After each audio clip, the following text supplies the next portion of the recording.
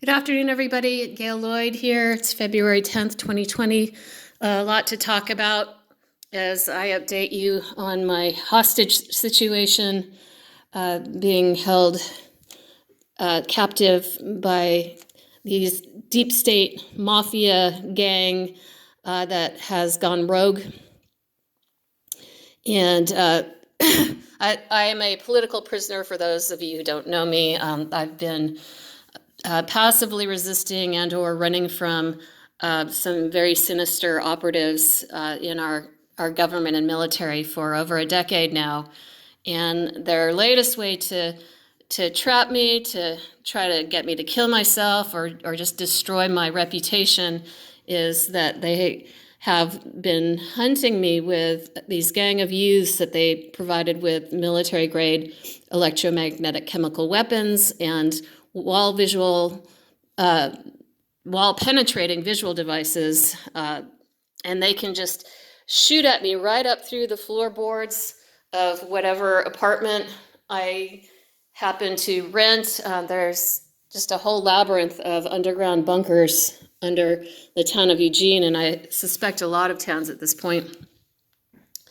And so it's like shooting fish in a barrel for them. They can track every minute move I make and assault me with these extremely painful weapons that either feel like you're being gassed with something that rips the oxygen out of your lungs and you start choking and gagging, or a spray of chemicals that feels like you're being whipped with poisoned razor wire. Extremely painful, extremely toxic. And so I run a gauntlet of being hit by these, both when I'm in my apartment and walking out to the store, which I now only can get to about once every 3 days. And that's the only time mostly that I can get out and unravel from a fetal position where I'm blocking these weapons with my hands and feet and detoxing. And I'm extremely resilient. I can't believe that I've survived this long. They try to rape me all the time with these. I can hear them speaking in the floorboards, in the rooms beneath the floorboards. And they've made it clear that they are trying to get me to be a remotely viewed prostitute that they can then, quote unquote, secretly videotape and put me on to market, which would both destroy my reputation and just make me into their horribly depraved creature. And they're all sort of parasites of the chemical company, the war chemical company, Raytheon. So in effect, I would just become a creature of Raytheon, which unleashes all sorts of horrible weaponry and toxic chemicals all over the planet. So I have passively resisted this particular gang for over 2 years now. They were given some seed money, and apparently I would be a very valuable prostitute because of my peace activism work and celebrity. And so I was strong enough to resist them until they ran out of money, which was about 3 or 4 months ago now. And then they faced winter down there where it's freezing cold. They have no heat. The folks that used to be their allies are now sort of allies of mine. The gang has so alienated them, and they're giving them what the gang calls austerity rations, just to keep them from starving to death, and it being a massacre. And they're down there growing increasingly radicalized, hostile, violent, and crazy. And their assaults keep escalating, and I've almost died repeatedly from a heart attack or toxic shock. And I hear there's a lot of young kids down there that once they woke up to how crazy this and evil the situation is, they decided to become my allies, and we can hear each other through the floorboards. So I've been doing a lot of communicating back and forth. And so a lot of the younger kids have switched, but now they're become hostages as well, and they're begging to be let out. And law enforcement is promising through the underground intercoms that they will be taken care of if the kids get out. Because there's really some truly innocent, naive kids that just got sucked into this, and they just did not know what they were getting into. And so meanwhile, as things get more desperate, it just seems really clear to me that this is going the way of a Jonestown or Heaven's Gate or one of those murder-suicide cults. And I've been a long proponent of passive resistance, and I've garnered now this amazing popularity and celebrity that I never in my wildest dreams would have ever thought I would have garnered. I'll just say hello. I'm not good at videotaping, so that's why I'm just pointing you out at the garden while I'm talking. So anyway, they have these internal, I guess they're like NSA polls or something, that they can find out how popular I am in the general public, and I've become extremely popular in the U.S., and at times I pull as high as 80% approval rating. And they were saying if I had been running for U.S. president, that if the elections were held in past weeks, that I would win, which really blows my mind. And thank you for those who care about me. But last night, these kids, it's getting really cold, and it's getting down into the 30s. And I just fear that these crazed gang leaders are just going to try to keep everybody down there, and they don't care if they die, and they're going to try to take me out with them. And so I just put up a post yesterday, and I talked about Thich Nhat Hanh, who's the Buddhist monk who survived the Vietnam War and was always a voice for peace.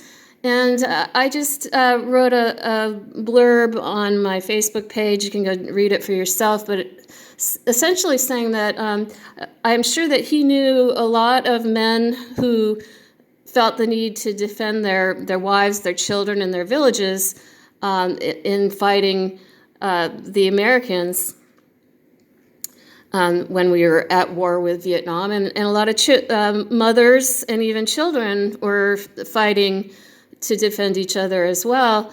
And I said, I am sure that Thich Nhat Hanh, although he doesn't endorse violence, would be understanding and compassionate for people who are just defending their lives.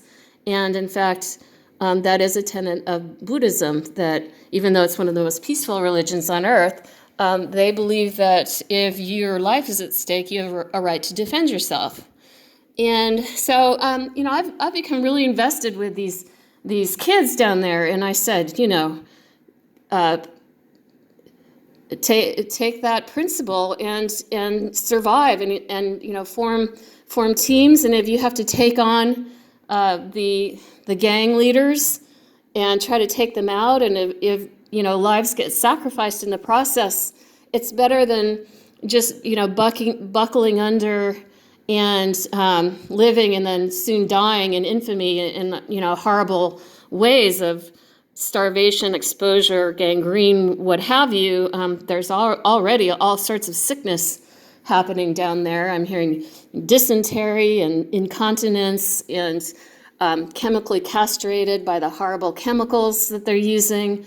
And so I just, that's my belief system, having lived through this gauntlet, that choose to be heroic and live a life that is your human legacy, to live humanely. But if you have to use violence to survive and escape a sure death situation, do so, and then you can do penance later once you've survived.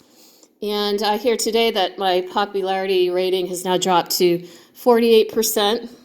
But I've never been that popular my whole life, so I really don't care how popular I am.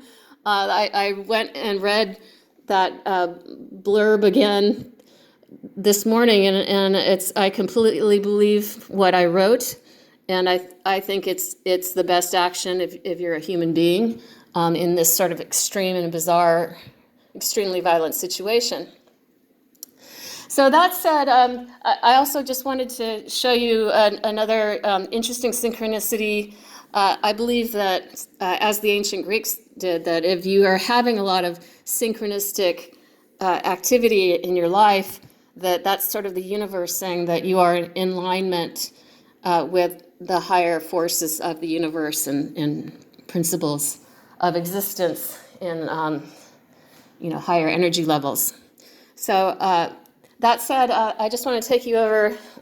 One thing I have to do to defend myself, I don't trust keys anymore because I've had my places where I live broken into too many times. And I found one way, because they don't want to make it look obvious, where you could bring law enforcement in if it looks like a door has been tampered with.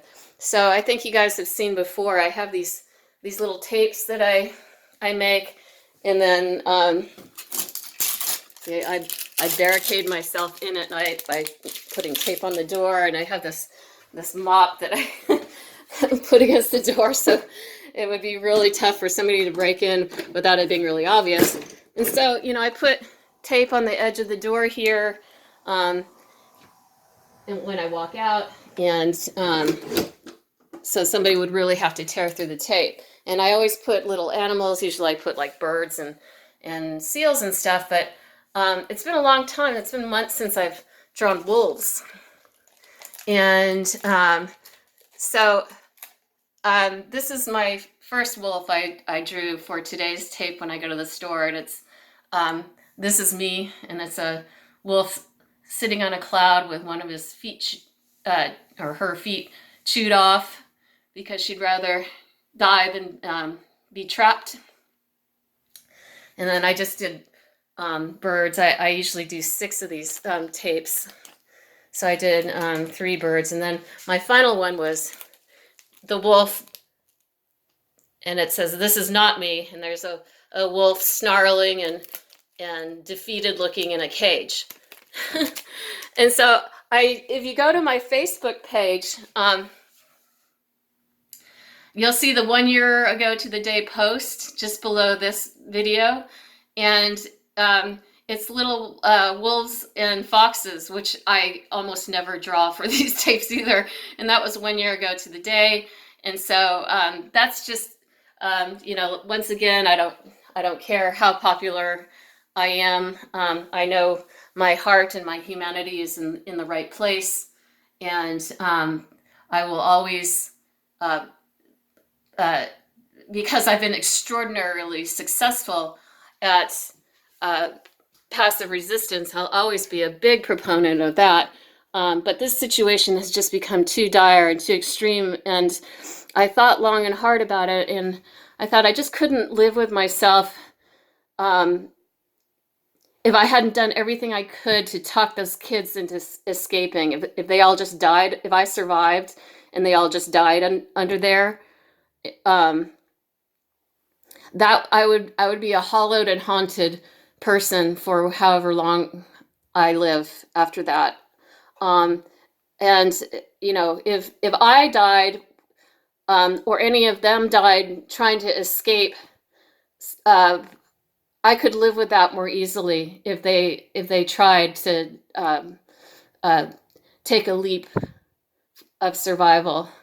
And so that's why I posted that, and the universe seems to still align with me, and I will always be receptive and open to what other people think and believe, but I always will hold true to my heart and what I believe to be true and the best course for humanity. Okay, I'll sign off for now, everybody. Thanks for listening. Be well.